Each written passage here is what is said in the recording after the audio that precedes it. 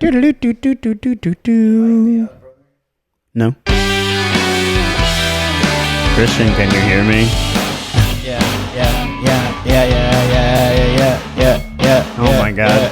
Give Christian a guitar over here. Woo! What is up, everybody? We're back. Two Baltimorons, Mike Frank, Christian Olson, here with Frank Oliver Collective of EXP Realty, coming to talk about the icky parts of buying a house. Yeah. Icky parts. There's a lot of fun ones. There's a lot of good ones. All right, let's watch this reel real quick.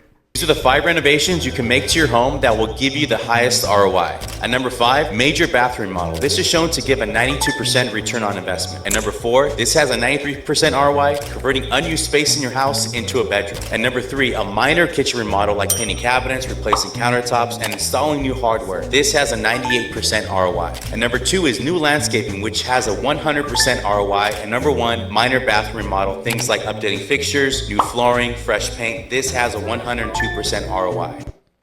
Bang. I feel like you said a lot of the same things. Quick and dirty. What I really like about it is the idea that a full bathroom remodel does not have a good ROI, but a simple bath refresh makes a big difference.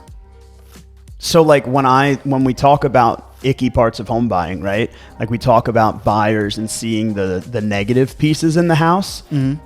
I mean, the first problem with house Icks is that buyers start to see all the other negative things, right? Like they see one dent in a wall and then they see all the dents in the wall. They see one outlet that's, burned out. Like, that outlet where like someone had a hairdryer plugged in and it looks like the fire just happened there. Yeah. It's common. It's not a big deal. It just needs to be swapped out for a new outlet for safety, for preventative. It doesn't mean anything went wrong in the house, but then all of a sudden they look at every outlet. And so for me, it's like, if you can do the simple bathroom remodel and eliminate that, like, ew, you don't need to do a whole grandiose, 4 shower heads and no, sloped tile floor and all these fancy things. You just swap out the shower head, put in a new curtain, put in a new vanity, a new toilet, paint. Yeah. It makes such a big difference. I think the little things in real estate go a long way. I liked what he said about, I don't want to say it was like door handles, but like, what did he say? Like fixtures, he said small cabinet refinishing and like, changing out the fixtures and other things. I like those things a lot. Like even like having matching door handles or matching outlets, matching light switch covers, that will go a long way. Seeing all that in uniform. And what does a box of outlet covers or switches cost you? What does a couple door handles cost you, right? I mean, the crazy thing is, like, how about the lights that are different colors? And I don't understand how I'm the only person that sees that. You're the one that really gets I don't get it. Like, how am I the only person that walks into a house and goes, oh my God, this is awful? Like, they're 2 different colors. It's like looking at red and purple at the same time. They're not the same color. I understand that they're, like, close, but they're not the same. Yeah, but like that... Whatever. It doesn't bother me as much as it bothers you. And you're like, you preach that more than... it's the only person I've heard it come from. It bothers the ever-living out of me. The other thing is, when you have door handles that don't shut or doors that don't lock, it's like, hey, what are we doing here? Are you trying to sell a house or are you just trying to live in it? I think that the challenge is, especially in today's market, sellers are lazy. Well, that's a given. Right, like, so you've got lazy real estate agents that have relationships with sellers who then turn around and say, oh, I want to buy or sell my house. Well, and then they just, oh yeah, I have a license, right? Like I have a heartbeat and a license. I mean, let's take this conversation like a layer further. We're talking about clients walking into houses and feeling the icks. Mm-hmm. But like when we sit down for a buyer consultation and someone's like, Christian, I want something that's move-in ready. And I'm like, okay, people have a different definition of it. Do you want to throw on a coat of paint? Do you want to change carpet? Like, is that too much for you? Do you consider that move-in ready? Do you want it fully updated, right? Like, what are we talking here? And then when they send me a property online that is completely opposite of what we had talked about in our buyer consultation, where they're like, I don't want to do any work. Now, I'm going to, not that I like want to point out the Icks to a property, but I want to say, hey, I have a trained eye for this. Looking at these photos when we walk in, you're going to have the ick feeling. Right. So we're peeling this a little bit deeper. Right. And it's not just the buyers, but if an agent's doing their I don't want to say due diligence for their own buyer, but like really accommodating to what they're looking for, we're going to bring these things to light ourselves. I agree. I think that there's a lot of opportunity that, buyers they're blindsided by. They like choose property for the wrong reasons. Oh yeah. Right? Like, this project, this big opportunity. Or my favorite one is when buyers look at property that's over or under their budget. It's like, okay, no problem. Like, sure, let's go consider that house. But what about every other house that's over or under your budget? Why aren't we creating an opportunity for you to see everything equally? I think when it comes to like the icky part of real estate, people just get hyper focused on dumb shit. Right? You talk about people that want to make repairs and you're like, oh, okay, cool. So like doing carpet is okay. They're like, yeah. You're like, painting is okay. You're like, yeah. And you're like, okay, cool. So if we walk into a house with a bathroom that like is fucked up and smells, you're okay with that, right? And they're like, no. What house is going to need paint and carpet but not have maybe some minor bathroom work? Like what house is not going to need a new shower head or a new, handle on the door, or like, hey, that closet door is falling off the hinges. You're okay with carpet and paint, but you're not okay with when people say they want to do some sort of work to the house, they don't mind some sort of fixer-upper. I like now take a huge initiative just to dive into like, what does this mean? Like I'd be like, are you fine painting? I'm like, yeah. Are you fine doing the carpet? Yeah. All right. What if you have to knock out like 4 walls and repair some of the plumbing or do the entire kitchen and bathrooms? Are you okay with that? No. Yeah. Okay. And it's going to frame like a lot of what we see when we go out and tour homes, right? Yeah. Like I only want us to spend time on houses that we know are calling to us and are going to be a right fit for us. That way you can be, I don't know, in the best place. Yeah. Yeah. I think that's really funny because in the same way, a real like home buyer ick is quality of paint. And it sounds like a really ministerial thing, but as soon as you start to see paint painted over light switches or like the landlord special, baby, we all know what you're talking about. Right? Or like maybe I'm trying to think, where they were painting, but then they like hit the ceiling with the roller and they never went back and fixed it. Right? Like quality of paint makes a big difference. It changes the entire feel of the house. So then when you're the buyer that says, hey, I can paint my house, right? Mm-hmm. Is your partner, significant other, husband, wife, or otherwise okay with you painting your house? Right? Is your partner, husband, wife, or otherwise accepting of your level of quality? Yeah. Right? Because the last thing we want people to do is move into something that they're not happy with. But even just recently, like shout out to Josh Hedge for buying a house that needed a whole paint job and for doing the paint job. But even to his own credit, he's like, honestly, this was way harder than I thought, and I was never prepared. Oh, wow. And I have so much more respect for painters now. It's a big difference painting a bedroom on a weekend, or like for those of you that are out there nesting and like trying to make cute little nurseries. I've got a really close friend that spent an entire week with his dad pulling trim off the baseboards, putting in new flooring, putting in new trim, repainting the whole house, the whole bedroom, putting on new door handle, nesting for their firstborn. But then they didn't do anything to the rest of the house because it takes so much energy to do a good quality job. Yeah. And so when people are talking about, I'm okay with some repairs, it's like, yeah, well, when you said you were okay with repairs, like this is what I expected. And they're like, ew. Right. What are you ew to? If you're okay making repairs, like what is this? Yeah.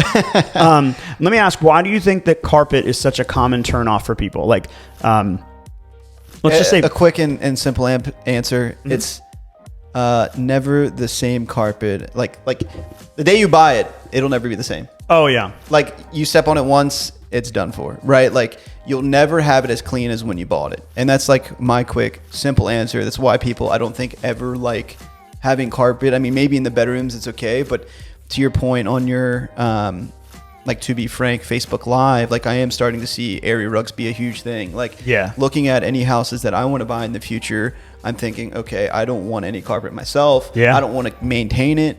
It'll hold smell. It'll hold stains. It's but area rugs are blissful because they hold smell, they hold stains, and you throw them out the window, and then you replace them. Like you don't need a professional to stretch an area rug. Or you can go to one of those like people on YouTube or TikTok, and they have those like ASMR like scraping the carpet. Oh my god, bro! I want that so badly.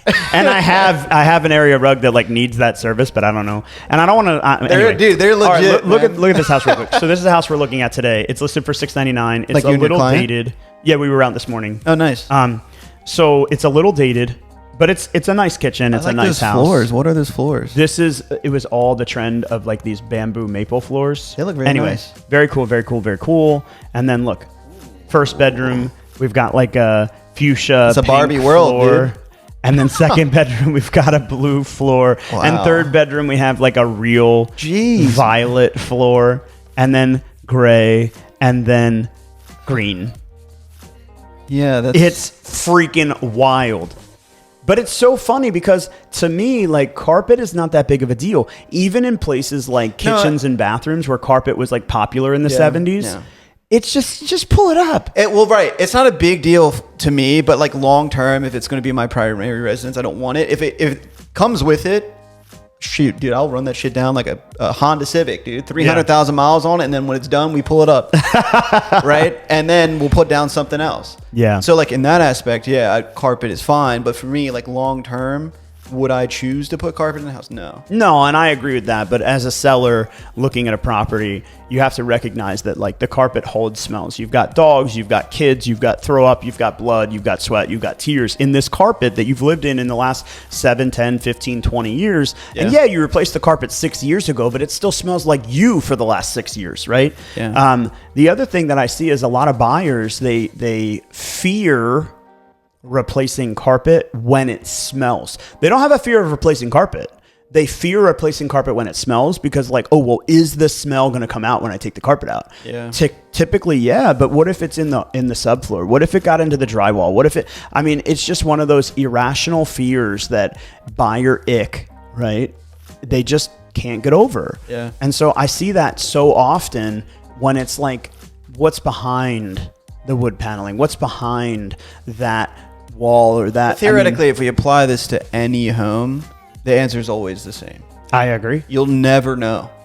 Like, you'll never know if that smells underneath, or you never know what's behind the drywall. You never know what's in the actual flooring because your inspector's not going to be able to take a hammer and go through the drywall. He's not going to be able to pull up the flooring. So you have to have these conversations beforehand. Honestly, understand really what you want, what you're getting into. And that way, when you go out to a property, you'll know. Well, and also that property that I showed you just now, I mean, the buyers were awesome. I mean, she works for DeWalt, like the tool company. He's an electrician. They're handy people. They understand that pulling off wallpaper, or repainting or retrimming or, finishing cabinets is capable and doable for them. They recognize that. And I literally left that property and went to their primary residence to do a walkthrough for a listing. And they recognize all the things that they haven't done in their current property. Yeah. They're quick to jump to ew on this one. Yeah. But if you go to their current property, don't worry, that leak's been fixed, but we just have to repaint the ceiling. Yeah. Oh, well, what happened over here where the ceiling is painted? Oh, I just never got around to finishing painting the ceiling. So like there's a area that they painted, and in the middle of that area, there's a crack. They need to repaint that. But then the other side of the ceiling is not painted yet. Right. And it's like, guys, what are we doing here? Right. Yeah. Yeah. We're so quick to succumb to the like, ew, I don't like that. And reality, buyer perspective needs to be reflecting of the condition of the property. If you walk into a property that has blue carpet, you don't tell me, ew, this blue carpet. Like, you knew it had blue carpet before we walked in. Yeah. Right? Or my favorite one when buyers are like, oh, the photos. Shame on you, Mike Donovan. Those photos are misleading people, right? Or you can be the buyer that has perspective, right? Like, shouldn't you be the buyer that goes, damn, that room looks really awesome, but I bet you the photos skew it out a little bit. Right. And then when you get there, you're like pleasantly surprised. Yeah. Set yourself up for success. Or the other thing I said today on the Facebook Live was, hey, if you are the buyer that walks in and goes, ew, ew, ew, I love it. How many other buyers go, ew, nope, out the door? How many other buyers don't want to buy it? And in today's market, in this competitive position where sellers are trying to sell for the absolute top dollar and do absolutely nothing because they're lazy, we already talked about this, right? Yep. Do you want to be the buyer that says, ooh, nobody else is going to pay 3 and 5 and 10% more than list price for this? Let me come in and buy it at list price or 1% over list price, or how about $5,000 less? Yeah. Because nobody else is going to do it, but I'll do it. it's like you're earning money by being able to look beyond your like, ew. Here's also another thought. Like, what if you put in for $5,000 less, but then you ask for a $5,000 credit to replace the carpet when you move in? Or $5,000 more. Well, and ask for $5,000 right, credit. right. I really need like, but I need Liv to be like, ew. Ew. Ew. I was thinking of 5,000 over, and then you ask for 5,000 as a credit, and it's kind of like rolled into the price. It's almost like a 1-for-1 exchange, but you get the new carpet going in, and you're not going to be directly out of pocket for something like that. Right. Or the other thing that I love, and I can't wait to get back to this position, because it's the position we're in today's market is just challenging. It's challenging to talk to a client and go, I know you love this house, and I know your budget is $300,000 over the list price, and I know you want to offer 130% of list price, but I can't guarantee that you're going to win this house. Yeah, it's right. It's a weird market that we're in, man. But when we get back to that position where we have the ability to offer 97, 102% of list price, we have the ability to ask for some real closing cost consideration and the ability to go in and really be negotiable. I can't wait till we get to the place where buyers have the ability to say, hey, and I'd like you to include a washer and dryer, because there isn't one today, and it would really be a burden off my plate if you as the seller would help me pay for that. When do you think, and you can shoot from the hip, but like, when do you think we'll get to that point? It's situational, right? Like if a buyer comes to my listing and they ask for 7% closing cost help, they want to buy, $2,000 less than ask, and they want a washer and dryer, I'm going to do my darndest to sell that home, because ultimately it's in the seller's best interest to sell it. But the truth is that we can't force anybody to do anything. Yeah. Right? It's a matter of situational and not like preying on the weak. A lot of people come in and they go, we have a listing on 98th Avenue, and the buyer's agent goes, it's been listed for 30 days. We're going to offer $10,000 less, and we're going to ask for $10,000 in closing cost help, and you should be happy that we have this offer. I said, well, look, unfortunately, we're not. And I understand why you're doing what you're doing, but I need you to recognize that our position, there's no flexibility. Right. And then they come back and they're like, okay, well, we'll shake this and we'll move this and we'll do this. It's like you're only just trying to prey on the weak. What if you got into the market and you said, that house is well priced, I like it, I want it, and in 2 years, I'm going to make up so much more than the shortfall I had by preying on the weak. Right. It's just a matter of a buyer coming in and going, I like that house. I like the location. And would you, Mr. Seller, be willing to pay for a washer and dryer for me? And the seller saying, wow, I like having a buyer that recognizes the value of my home, instead of the seller being like, well, maybe we should increase the price by $2,000 in order to, like, stop preying on the weak. Let's just try and help people. And I think once we get to that mentality, it's just challenging when there's so much inventory lagging. I don't want to say shortfall. I want to say lagging, because I do think that there is inventory out there. It's just a matter of buyers looking where they're pragmatically realistic about getting their home. Do you think it has like something to do with a lot of people shopping at the top of their budget? Like that's why people are so like preying on the. I feel like we just need Heather here, right? Why? Like almost every time that Heather's on the podcast, we talk about kind of like the social anxiety of keeping up with the Kardashians. Ooh. Sort of like you can either go out to brunch and do like mimosas and man juice for, 4 hours every Saturday, or you can trim back and hang out on the roof deck with your friends and have a case of beer and buy a house. But you can't do both, right? Like you can't be seen in the scene every Friday night, Saturday morning, Saturday night, go out on the boat on Tuesday and save money to buy a home. So the challenge is like people want to be seen. They want to get can't go to everything they can. You cannot go to every goose show, right? But they want everything they can. They want, I want the waterfall granite, and I want the coffer. What is it called when it's like a tray in the ceiling? It's coffered ceiling, right? Oh, yeah, and I want natural light, and I want open, and I want close to my job. Like, you can't have everything. What happens when we're pragmatic about what we can afford and what we can't afford? We don't need to be pushing our budget. We're really being realistic. And I think that's the biggest challenge, is that it's easy to get into a rental over top of your budget. Yeah. But it's challenging to buy at the same price. Long term, it'll definitely pay off if you make some of those sacrifices. There was one point I had that kind of like played into that rental aspect and buying. I have a full-time job. It's just funny to me. I remember the day that you recorded that. I don't even know how we did that. It was. I just think it comes down to the buyers walking in with the mentality that like, this is going to be the best investment of my entire life. I just wish that people go. The Kardashian thing, like shopping at the top end of your budget. Like, yeah, you might want all the bells and whistles in your house, but then what happens when your quality of life changes? Damn. Like, yeah, like now I got this really nice house. I have used the rooftop deck, so we'll just use that. I have this rooftop deck, but I paid top dollar for it. This is my maximum budget. But shoot, John just called me up. He wants to go to the bar or the casino, and now I can't go.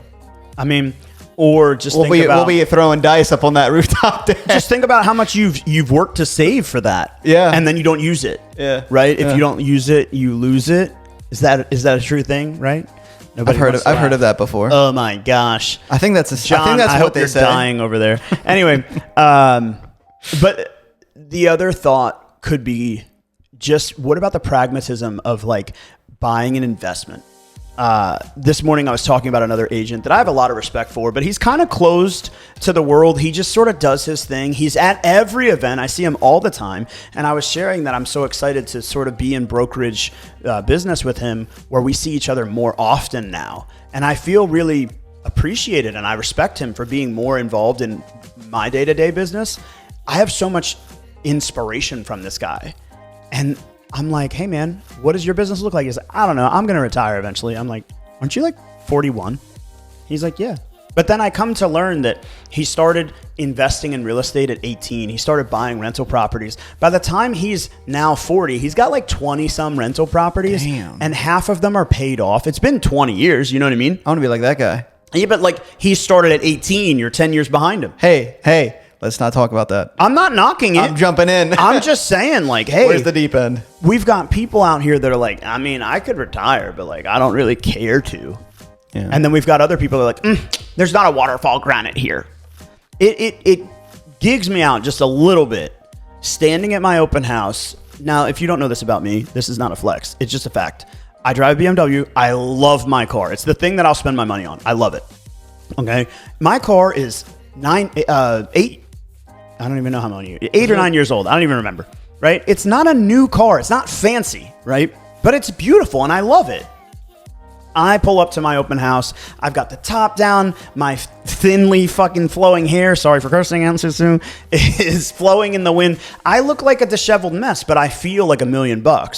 I'm wearing a shirt that maybe I got on a hand-me-down, or maybe, I've just worn the same clothes for the last 3 years or whatever it might be. And I'm showing up in what I can to make myself present as best as possible. I'm really selling myself here. Guys, hire me, right? But no, the truth is that I'm being frugal and I'm acting within the capacity of my budget. And then I host an open house for a rental property, or maybe an open house for a $300,000 home. And I'm not knocking a $300,000 home. That's more than I spent on my first property. But when I see people walk into the house and we've got a busy open house, we've got 20, 30, 40 people come to our open house, which by the way is magical. Yeah, if you get 5 families open to house. come to your open house, it's busy. Yeah. Okay. So if we get 20 families to walk through our open house, when 15 of them have a Louis Vuitton bag, a Birkin bag, a Gucci belt, and I'm not knocking anybody, like hear me out, right? I've got a lot of nice things too. But when that becomes your everyday casual Saturday wear to go and look at an open house, whether it's for rent or for sale, you shouldn't have a monthly payment in your arm. Yeah. It should just be like a critical rule of thumb. Like you shouldn't have personal possessions that are more than your biggest investment. Homeownership, I would say, is a lifestyle, man. It's got to be. Mm-hmm. But it comes with the mentality of like, ew.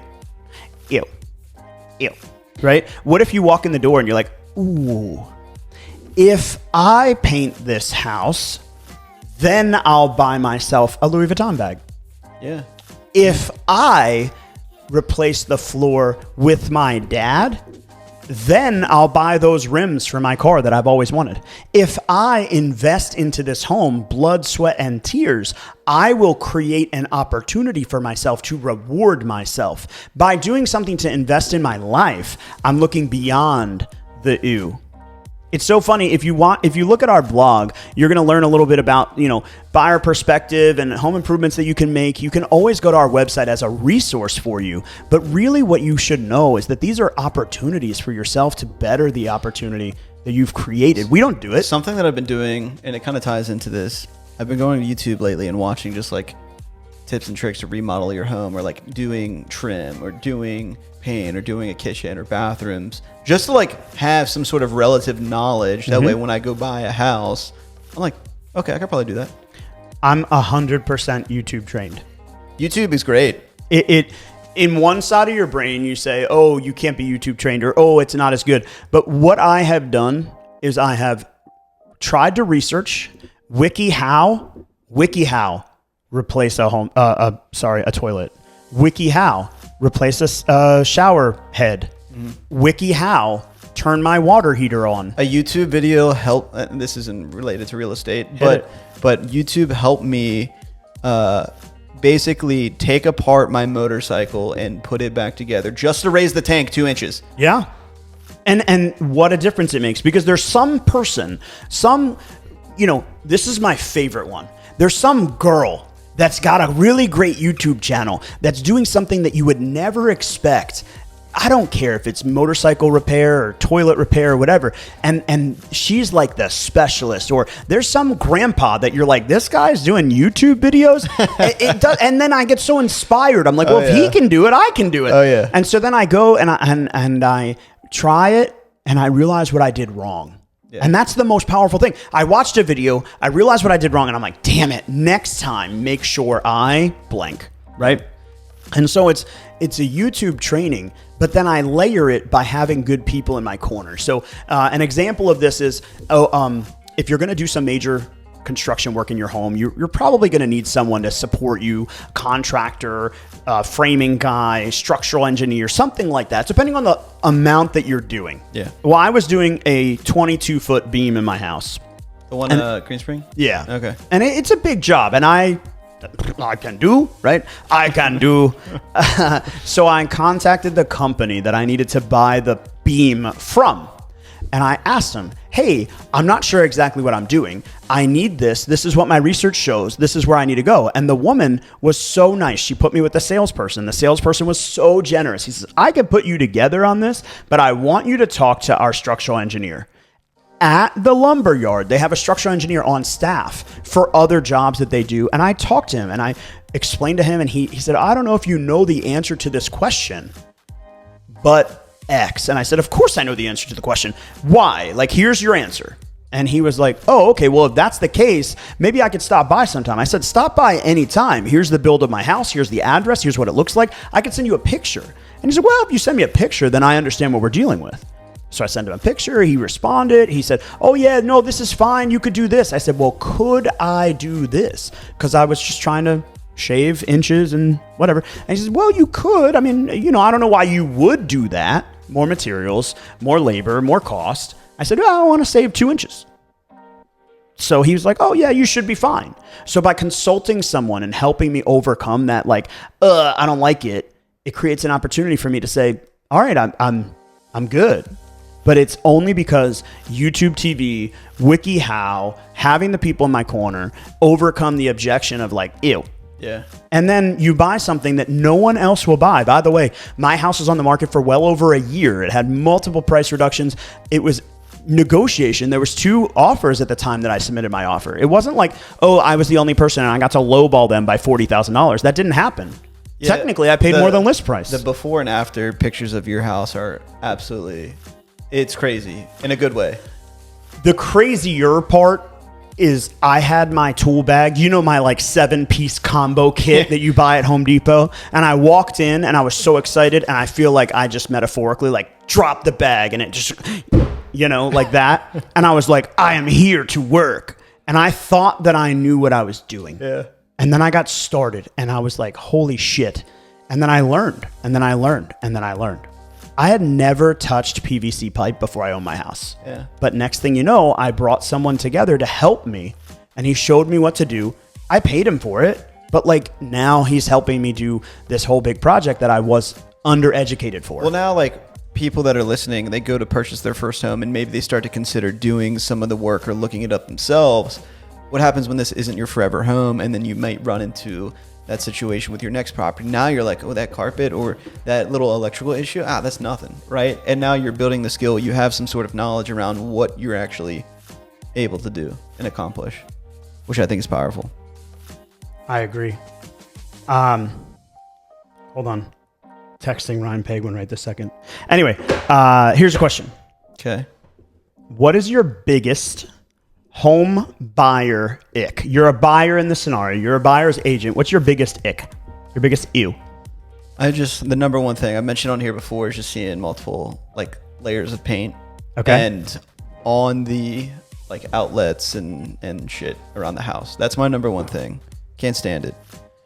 The one thing is because like that is just straight up neglect. And again, we've talked about it before, is like what other things have been kind of put on the back burner or like taking the shortcut, if you will, right? Like the landlord special. That's the number one thing that I can't stand, right? Like I'll do carpet. I can do pretty much anything else. Just like I can't walk into a home, have a landlord special and be like really happy and excited about it, right?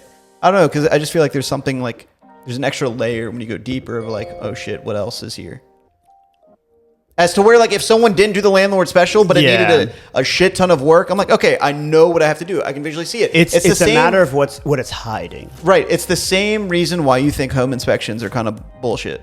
Okay, I would never say that. Home inspections are not bullshit. They're very, very vital to the transaction, because when a buyer takes a home inspection seriously and they actually take the opportunity to become introduced to their home, it is vital.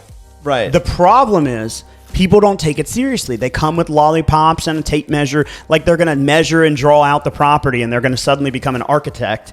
No, walk with the home inspector. Learn about the property. Home inspection is not here to like tell you that, oh, there's a leak over here. That's not what the home inspection is for. The home inspection is so you understand how to shut off the water in the event of an emergency. You understand, hey, I have a natural gas water heater. Or I can't tell you how many times buyers don't know if they have a gas or an electric dryer. I don't know either, by the way. But you should at least know how to figure it out. Yeah. All right, so that's fair. Let me ask you a different question. Has your home buying ick or ew changed since you became an agent? No. I think it's been my number one. It is my number one, and I don't think it'll ever leave me. Really? It's in your heart. Yeah. It's in my heart. I don't think there's anything else that I would like be deterred from. I think, while I do care a lot about the lights, I do. That's a wild consideration. I think if I had to put my home buyer ick on the table, it would be anything that you can see that's just like off. And I mean like a light bulb that's a different color than all the others is off. A door handle that's loose and like clearly evidently needs to be tight is off. When I put the key in the lock and it's really difficult for me to get it to turn. I'll say that's another one. But like But let me get to the bottom of it, right? The problem that I have is if this is how you took care of your home and I can see it, how did you take care of your home and I can't see it? Well, that's the same reason that like you have that ick for the same reason that I have mine. Yeah. You know, it's kind of the same thing, but in different ways of discovery, I guess. Yeah, I think in summation or in summary, I think that home buyers need to have their own perspective, and they need to have that realization of. I think this having is your my own perspective is the important thing, because yours is. It's the same thing when people ask, "Hey, Christian, what do I offer on this house?" Mm-hmm. I was like, "I'm not buying it." Right. Like, shoot, it's listed for $400. Do you feel comfortable paying $420 or $410 or $395 Right. or $380? That is entirely up to you. You have to formulate that perspective, and that's why you go out and look at homes. And I so want you can to see. I Okay, want to like hate on realtors around for a slight moment. A realtor takes you to show a couple properties and they see the value of the home. It's listed for $400 and they say, hey, here's 6 comps. Now what do you want to offer? Did the realtor provide you a value or a service by showing you the comparable home sales in the neighborhood? I would make an argument that yes, they did, because they helped you understand exactly what you're buying and the risk that you're taking when you're making an offer, right? Because I would agree. if you're overpaying for a property, that's what the agent might have neglected to tell you. Yeah. But also, to all of my agent friends out there that say, I would never let my buyer make an offer without seeing comparable home sales, I say, guys, we've looked at houses for the last 3, 4, 7 months. You've seen these properties inside and out, and you recognize where they sold for more than list price. This one right here that we walked through, listed for $370, sold for $392. This one right here that we walked through for $395, ended up selling for $420. Hey, this one right here that we walked through at $360 just sold for $407. Yeah. Now, this house is listed for $400. You know what we've looked at. What do you want to offer? Right. I don't need to show you the comps because you're educated, knowledgeable, and skillful enough. We've been doing this for a while. Versus the agent that's like, yeah, well, once you're pre-approved, we'll go look at a couple houses and we'll buy one. Right. I'm like, no. We need to work together to educate you on the process. Well, that's a home buyer ick for me. It's a real estate agent ick. I was going to say. Oh, I think that's what, like, how we have designed our business, like a for funsies showing, right? Let's see a couple properties. Let's see what... see the sights, smell the smells, taking all the feelings, right? So then when we do find the one we want, we kind of know what each price point, location, and condition has offered us in the past, right? So you're kind of training yourself for that point. But to kind of jump back to what you said, I think it's like, what do we say? The buyer developing their own opinion. That's not exactly what you said, but that's essentially what we were going for. I totally agree. I think the buyer needs to recognize the value of what they're putting into it. I think that's the biggest challenge in today's market is people just don't recognize the value that they're putting into it. All right. So, hey, we've got a lot of things happening. It's obviously 4th of July week. Guys, if you don't know, there's 4th of July celebrations everywhere. Hide your dogs. Right? Like if they're afraid of lightning and thunder, they're going to be afraid of 4th of July fireworks. Hello. If you're from Baltimore, of course, we have the downtown Inner Harbor fireworks celebration. That's 4th of July, New Year's Eve. Get up on your rooftop deck. You can literally see them 4 times a year that you use your rooftop deck. There's everything from out west in Deep Creek Lake. They set off fireworks in the lake. If you're going away, if you're going that way, Ocean City on the east side of the state has so many firework opportunities. And then out Frederick, Boonesboro, in Rockville, don't they do a fireworks celebration? They actually did it already. What? I know. I think I couldn't believe it. Weekend before. I think Chesapeake Beach did theirs. Yeah, I did know that actually. I saw that. Really? But I was wondering if they were going to do it again. Real quick before we go, what's your favorite 4th of July activity? I don't have one. Dude, God. Dude, like honestly, if I had to What's say, mine? It's probably eating crabs, and then right behind that, swimming. I love. Can I tell you what my favorite 4th of July activity is? I'll tell you. So it's gonna be something. Riding facing backwards in a station wagon, making fun of the people behind me. Do you remember station wagons that had seats facing backwards? Yeah. All right. So I was the young one in my family, so I had to sit in the back. And so like me and my friend would sit in the back, like shut into the trunk.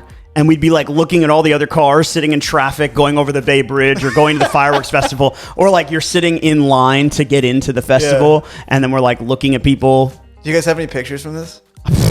I'm sure we do. Oh, you got to find them, dude. I don't even know. But I mean, to be honest, my parents used to make a big deal about like the ooh and ah. And my mom was really annoying about it. She's like, have you practiced?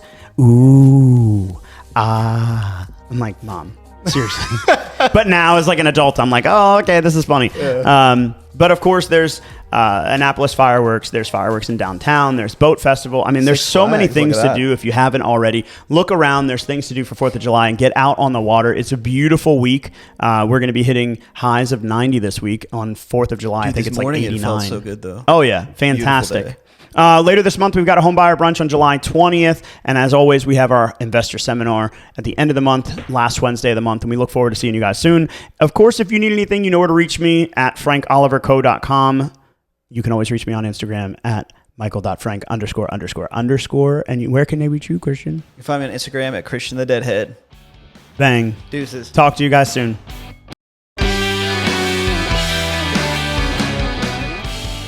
What's up, guys? Thanks for watching. For more information on the housing market, Real Estate 101, how you can leverage your position in today's market, and so much more, click on the link below.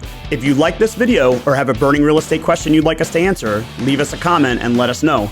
Don't forget to like and subscribe so you never miss an episode, and we'll see you again real soon.